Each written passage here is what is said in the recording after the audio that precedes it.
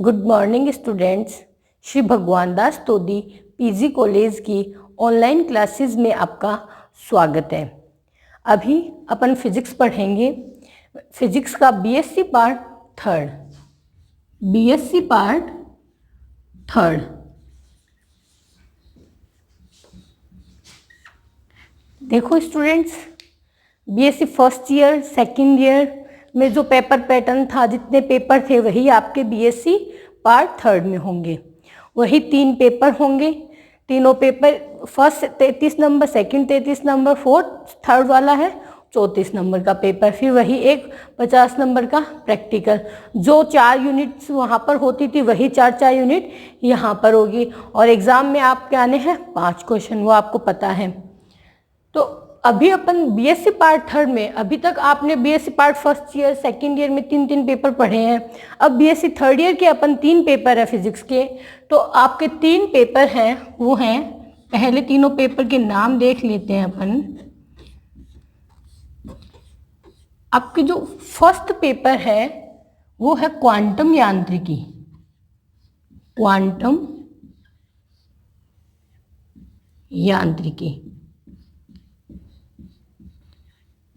Quantum mechanics.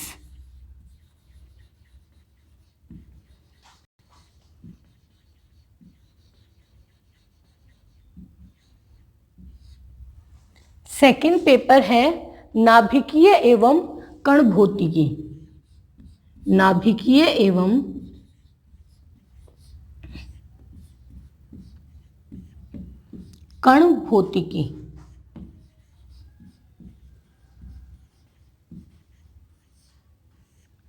Nuclear and particle physics.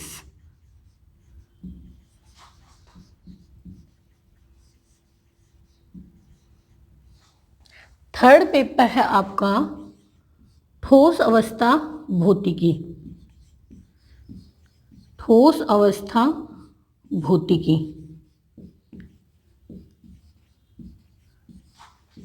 Solid state physics.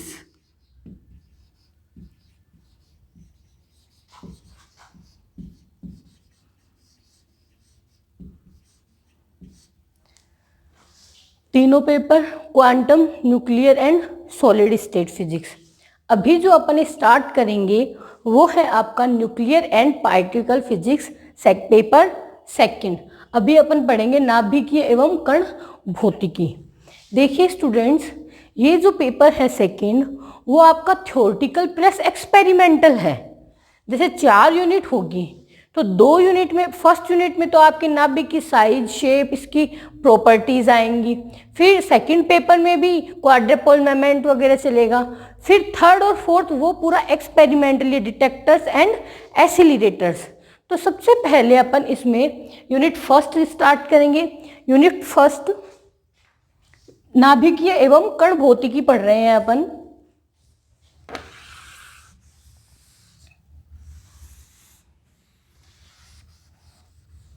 इसमें अपन unit first start करेंगे।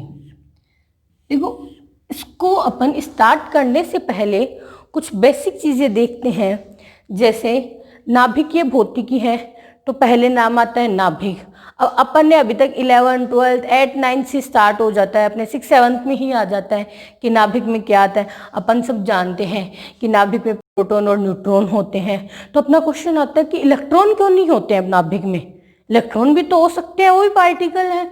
तो इन सब चीज़ों का अपन, इसके लिए क्या हाइपोथेसिस, क्या परिकल्पनाएं की गई, क्या एक्सपेरिमेंट्स किए गए, वो सब एनालिसिस करेंगे। तो पहले बात आती है पदार्थ। अपन बार बार सुनते हैं पदार्थ, परमाणु, ये सब क्या है? मैटर या पदार्थ। पदार्थ को क्या है? पदार्थ जो है वो अनेक छोटे छोटे कणों से मिलकर बना गया है। जब इनके टुकड़े कटते जाए इन कणों के, तो अंत में एक कण बनता है जिसका और आगे विभाजन नहीं किया जा सकता। तो इसके बारे में जो एनालिसिस चल रहे थे, तो प्राचीन काल से ही मानव की ये उत्सुकता थी कि वो इन सब पर एक्सपेरिमेंट्स कर रहा था। तो इसमें क्या हुआ, पहले अपने जैसे महान भारतीय दार्शनिक हुए महर्षि कणाद, उन्होंने सबसे पहले ये बताया कि अनेक छोटे छोटे सूक्ष्मतम कणों से मिलकर जो बनता है उसे पदार्थ कहते हैं, और पदार्थ का वह अंतिम रूप कण का वह अंतिम रूप जो सूक्ष्मतम कण होता है, जिसको आगे और विभाजित नहीं किया जा सकता, उसको उन्होंने परमाणु कहा। तो सबसे पहले कहा महर्षि कणाद ने।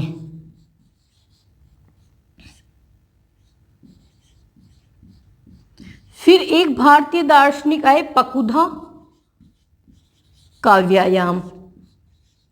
पकुधा का व्यायाम, पकुधा का व्यायाम ने भी क्या कहा, यही इनकी भी परिभाषा थी जो महर्षि कणाद ने कहा। इन्होंने कहा पदार्थ के जो विभिन्न रूप हैं, जो अलग अलग पदार्थ के रूप में अपन देखते हैं, वो अनेक छोटे छोटे कणों से मिलकर बना होता है। तो बात वहीं आ गई कि अनेक छोटे छोटे कणों से या पदार्थ के विभिन्न रूप है वो छोटे छोटे कणों से मिलकर संयुक्त रूप, उनके संयुक्त होने से बनता है, उसे परमाणु कहते हैं। फिर ग्रीक दार्शनिक आए, ग्रीक दार्शनिक डेमोक्रिट्स एंड ल्यूसिपस। डेमोक्रिट्स एंड डेमोक्रिट्स और ल्यूसिपस। देखो अनेक खोज चल रही थी, दार्शनिक थे ये सब, तो इन्होंने भी वही बताया कि अनेक छोटे छोटे कणों के संयुक्त होने से परमाणु बनता है। तो इन्होंने ये जो परमाणु बना है, इसको इन्होंने क्या कहा, एटम्स। ये जो अनेक परमाणु थे, ये थे एटम्स, यानी एक परमाणु था तो एटम। तो ये एटम एक ग्रीक वर्ड एटमियो से बना है। अपन कहते हैं परमाणु को इंग्लिश में एटम, तो ये क्या एटम जो था वो ग्रीक वर्ड एटमियो से बना था। इस एटमियो वर्ड का अर्थ था अविभाज्य। इसका अर्थ होता है अविभाज्य या न काटा जा सकने वाला, जिसको आगे विभाजित नहीं किया जा सकता। तो ये सब क्या थी, एक विचारधाराएं थी इनकी। अभी तक कोई एक्सपेरिमेंट नहीं हुआ था। ये 18वीं सदी के अंत तक आते आते, 18वीं शताब्दी के अंत तक आते आते और ज़्यादा खोज बढ़ी इनकी, अनेक एक्सपेरिमेंट्स लोगों के दिमाग में आए। तो उसमें क्या हुआ, 18वीं शताब्दी के अंत तक आते आते अनेक इसके जो सिद्धांत दिए गए, प्रयोगात्मक व्याख्या की गई। तो इसमें सबसे पहले आता है आपके डाल्टन का परमाणु सिद्धांत। डाल्टन का परमाणु सिद्धांत,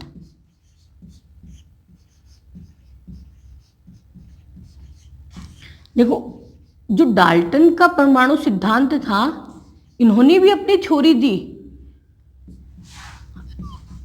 एटॉमिक थ्योरी ऑफ डाल्टन। देखो जो सबसे पहले जो थ्योरी दी वो थे डाल्टन। इन्होंने क्या कहा, डाल्टन ने कहा, ये एक ब्रिटिश स्कूल टीचर थे, इनका जो आधार था, इनका जो सिद्धांत था वो निश्चित द्रव्यमान संरक्षण का सिद्धांत, निश्चित अनुपात के नियम पर आधारित दिया गया। द्रव्यमान संरक्षण सिद्धांत,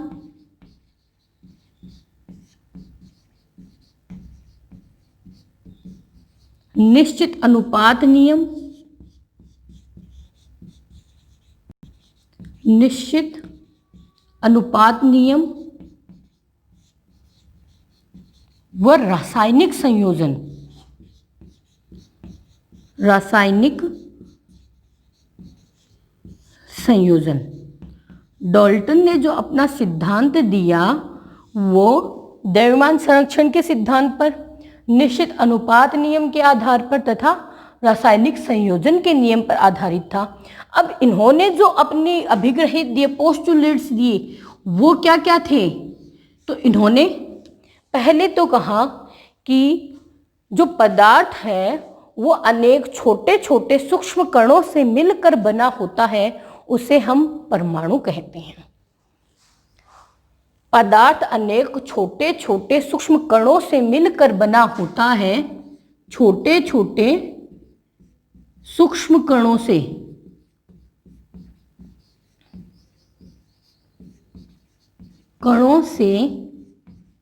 मिलकर बना होता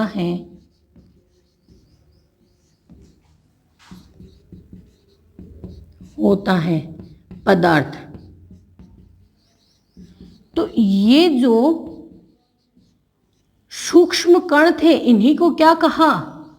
परमाणु। जिनको आगे विभाजित जो सूक्ष्म कण थे उन्होंने क्या कहा? परमाणु। इन परमाणुओं को आगे विभाजित नहीं किया जा सकता, तो इन्होंने कहा कि जो परमाणु हैं वो क्या होते हैं? अविभाज्य होते हैं। जैसे अपन ने देखा है कि ग्रीक वर्ड एटमियो से बना था, जिसका अर्थ होता है अविभाज्य। तो परमाणु क्या हो गया? अविभाज्य होता है।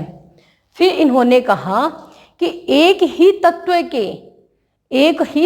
के सभी परमाणु समान होते हैं, जैसे कि उनका रासायनिक गुणधर्म, उनका आकार, उनका भार, जो एक ही तत्व के परमाणु होंगे उनका सबका समान होगा, और जो भिन्न भिन्न तत्व के परमाणु होंगे वो उनका आकार, उनके रासायनिक गुणधर्म, भार वो अलग अलग होंगे। तो एक ही थर्ड जो था उनका कि एक ही तत्व के सभी परमाणु समान होते हैं।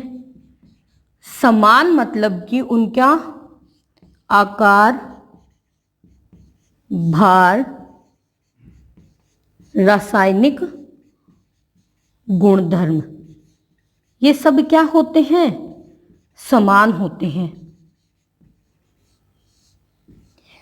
एक ही तत्व के तो समान होंगे, लेकिन जब भिन्न भिन्न तत्व के परमाणु होंगे तो उनके जो परमाणु है वो असमान होंगे। वो आकार में, भार में और रासायनिक गुण धर्मों में सब गुण उसके भिन्न भिन्न होंगे। तो इनका फोर्थ पॉइंट था कि भिन्न भिन्न तत्वों के सभी परमाणु भिन्न भिन्न होते हैं। भिन्न भिन्न का मतलब आपने देखा है कि सभी गुणों में आकार भी अलग होगा, भार भी अलग होगा और रासायनिक गुणधर्म भी अलग होगा। फिर आगे उन्होंने कहा कि अनेक जो छोटे छोटे कण हैं वो पूर्ण संख्याओं के सरल अनुपात में संयुक्त होकर यौगिक बनाते हैं। यहाँ पर मैं लिख रही हूँ इसको, आगे का 5वां पॉइंट बना के लिखा है मैंने कि अनेक जो छोटे छोटे तत्व हैं वो पूर्ण संख्याओं के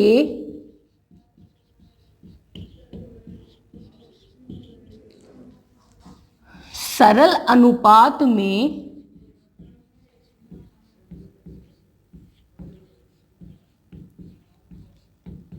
संयुक्त होकर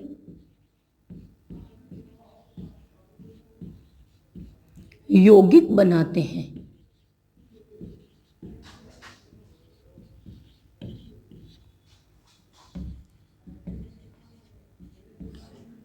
देखो, अनेक जो छोटे छोटे तत्व थे, कण थे, पार्टिकल थे, वो क्या परमाणु बना रहे थे? तो वो पूर्ण संख्याओं के एक सरल अनुपात में मिलकर यौगिक बनाते हैं।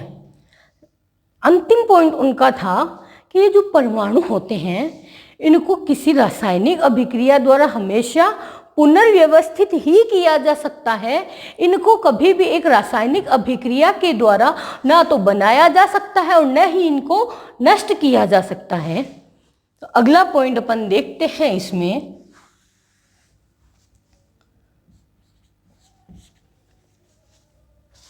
अगला पॉइंट देखते हैं इसका यहाँ लिखती हूँ मैं कि परमाणु हैं वो रासायनिक अभिक्रियाओं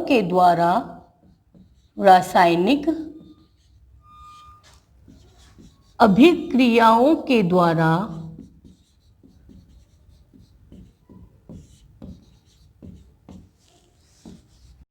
पुनर्व्यवस्थित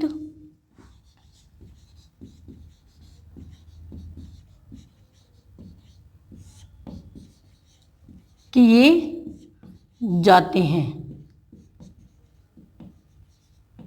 देखो, सबसे पहले अपन ने परमाणु में पढ़ा कि 18वीं शताब्दी के स्टार्टिंग में क्या हुआ।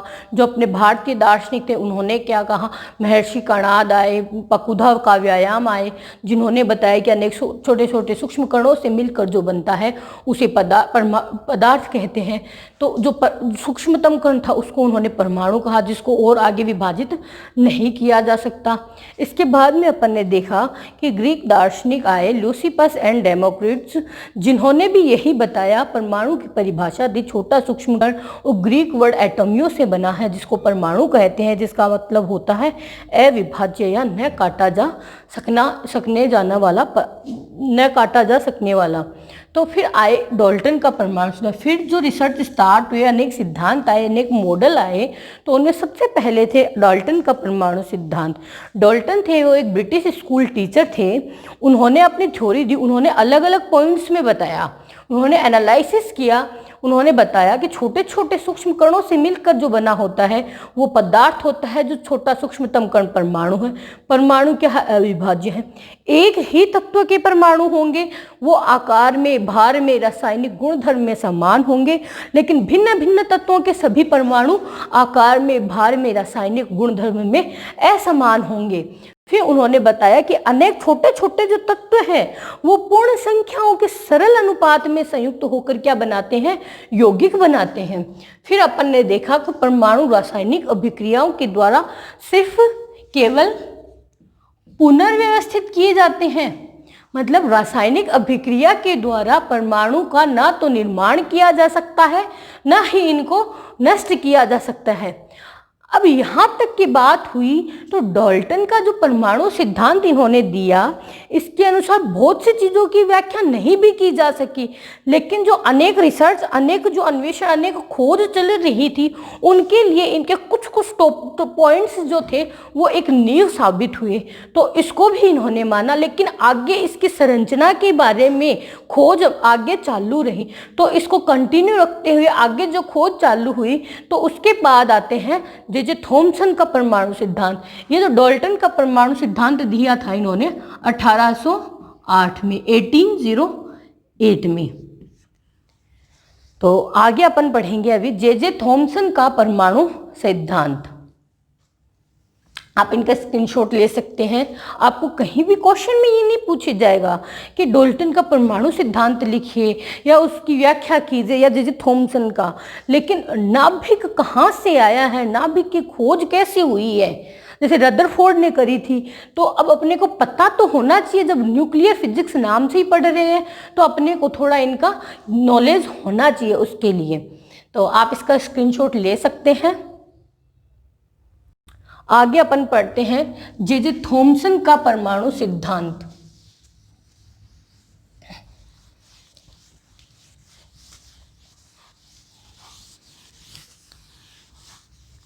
स्टूडेंट्स, अपनी स्टडी अपने को कंटिन्यू रखनी है, सब सेफ रहें घर पर।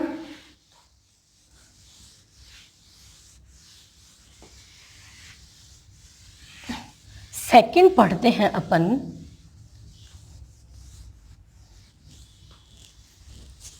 मैं इसको यहाँ से लिखती हूँ, एटॉमिक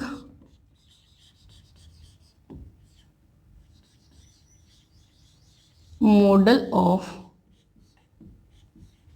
जे थॉमसन।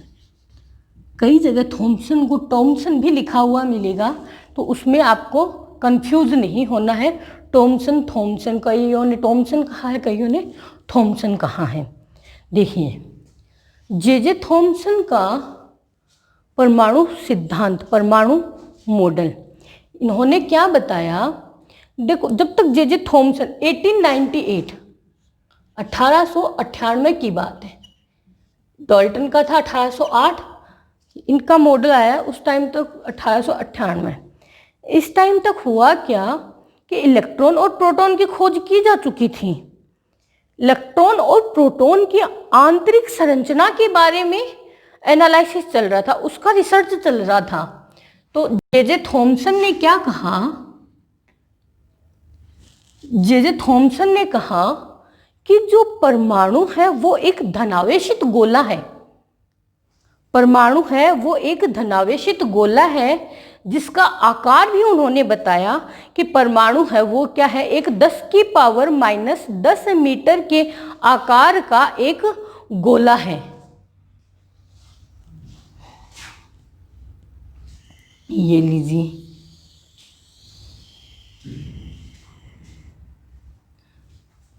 ये धनावेशित गोला।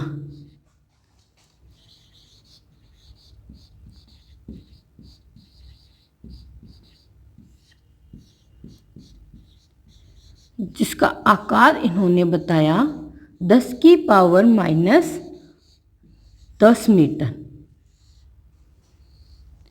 इन्होंने बताया कि इस धनावेशित गोले में इलेक्ट्रॉन व्यवस्थित होते हैं। ये इलेक्ट्रॉन लिखे इसमें।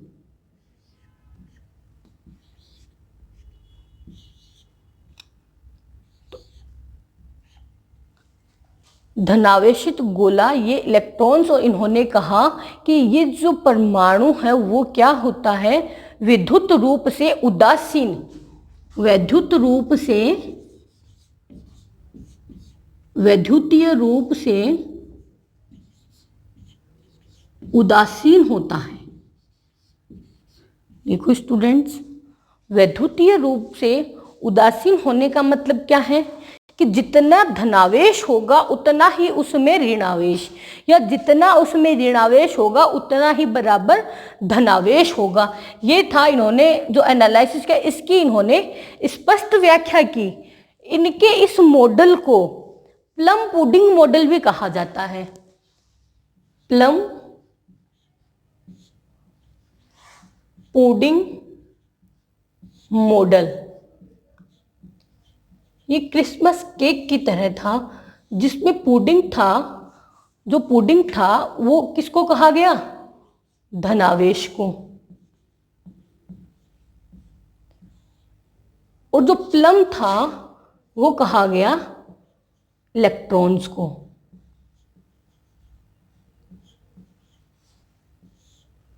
Plum pudding model. पुडिंग कहा गया धनावेश को, प्लम कहा गया इलेक्ट्रॉन को। अपन भारतीय भाषा में इसको जैसे आलू बुखारा, तरबूज। तरबूज में कैसे, जैसे तरबूज तो आप सबने देखा है घर में, तरबूज खाते हो ना, तो वही तरबूज।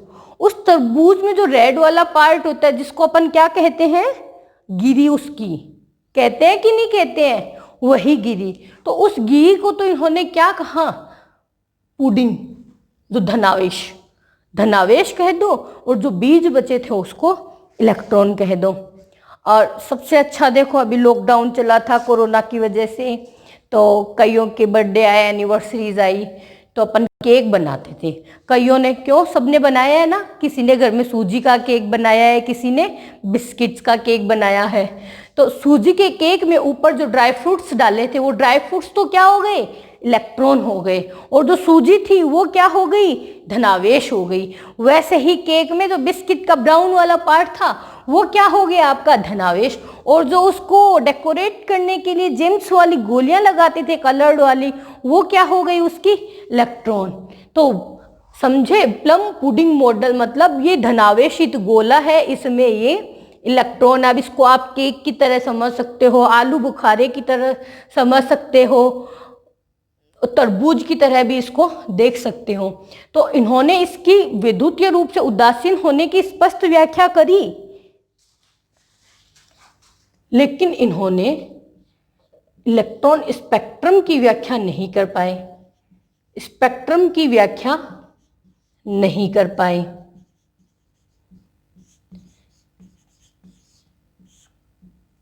एक ही रदरफोर्ड का जो स्वर्ण पत्री का प्रयोग पढ़ते हैं तो अल्फा कणों के प्रकीर्णन को भी इस मॉडल के द्वारा जे थॉमसन नहीं समझा पाए। होता क्या है कि जब किसी धातु को ऊष्मा दी जाती है तो इलेक्ट्रॉन क्या होते हैं भाई, अपन हीट देंगे तो ऊष्मा ग्रहण करेंगे, ऊष्मा ग्रहण करेंगे तो क्या होगा, इलेक्ट्रॉन उत्सर्जित होंगे, इलेक्ट्रॉन उत्सर्जित होंगे तो वो क्या करेंगे, प्रकाश विकिरणों का उत्सर्जन करेंगे, प्रकाश विकिरणों का उत्सर्जन करेंगे। और जो गैसों के आयनीकरण को समझाने में ये सफल रहा, वही आयनीकरण मतलब धनायन व ऋणायन। तो इसके जो तीन सिद्धांत, जो 3 पॉइंट्स के रूप में आप देख सकते हो कि जब धातु को क्या दिया अपन ने, ऊष्मा, तो ऊष्मा देने पर क्या हुआ, इलेक्ट्रॉन्स उत्सर्जित होंगे। जब इलेक्ट्रॉन उत्सर्जित होंगे, इलेक्ट्रॉन उत्सर्जित होंगे तो क्या करेंगे, ये प्रकाश विकिरणों का उत्सर्जन करेंगे, प्रकाश विकिरणों का उत्सर्जन।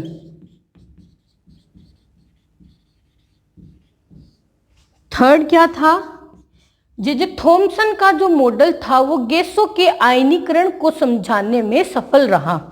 यह मॉडल था वो गैसों के आयनीकरण अर्थात धनायन व ऋणायन की सफल व्याख्या की गई।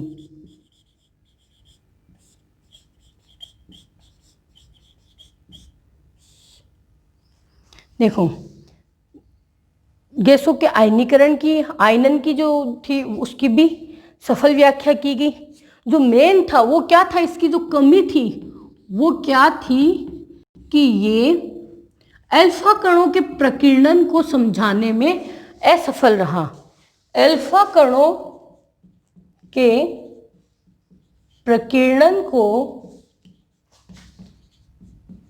समझाने में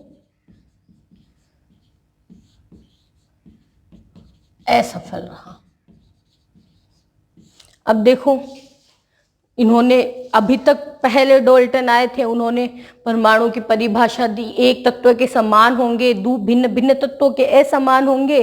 और उन्होंने बताया कि जो परमाणु है उसको ना तो रासायनिक अभिक्रियाओं के द्वारा उसका निर्माण किया जा सकता है, ना उसको नष्ट किया जाता है, बल्कि हमेशा रासायनिक अभिक्रियाओं के द्वारा केवल परमाणुओं को पुनर्व्यवस्थित किया जाता है। फिर अपन ने पढ़ा जे थॉमसन का परमाणु मॉडल पढ़ा 1898 में। इन्होंने क्या कहा, इन्होंने स्पष्ट व्याख्या जो सबसे पहले की वो थी कि परमाणु वैद्युतीय रूप से उदासीन होता है। इसको एक धनावेशित गोला कहा, जिसका आकार भी इन्होंने बताया कि ये एक 10⁻⁻10 मीटर के आकार का एक धनावेशित गोला है, जिसमें इलेक्ट्रॉन वितरित रहते हैं, व्यवस्थित रहते हैं। इलेक्ट्रॉन स्पेक्ट्रम की व्याख्या भी नहीं कर पाए और ये अल्फा कणों के प्रकीर्णन को समझाने में असफल रहे। तो आगे जो इसकी कमियों को दूर करने के लिए आगे जो एनालिसिस किया गया उसके लिए आया रदरफोर्ड मॉडल। क्योंकि अल्फा कणों के प्रकीर्णन को, अल्फा कणों का प्रकीर्णन अपन ने किस में पढ़ा है अभी तक, रदरफोर्ड के जो स्वर्ण पत्री का जो प्रयोग किया गया था उसमें पढ़ा है। तो आगे अपन पढ़ेंगे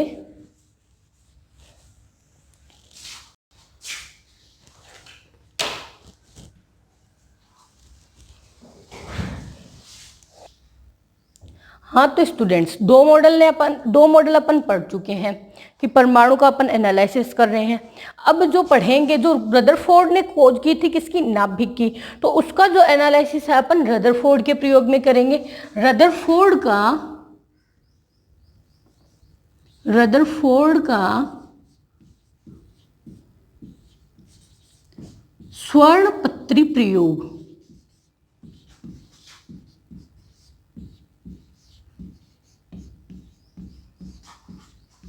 रदरफोर्ड्स गोल्ड फॉइल एक्सपेरिमेंट।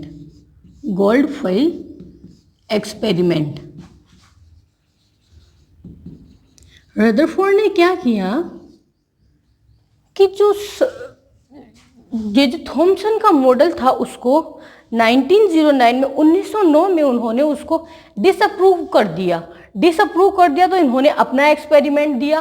तो इन्होंने दिया ये 1911 में 1911 में। तो इनके साथ इस रिसर्च में इनके 2 शिष्य भी साथ थे, इनके 2 स्टूडेंट साथ में थे, एच गाइगर एंड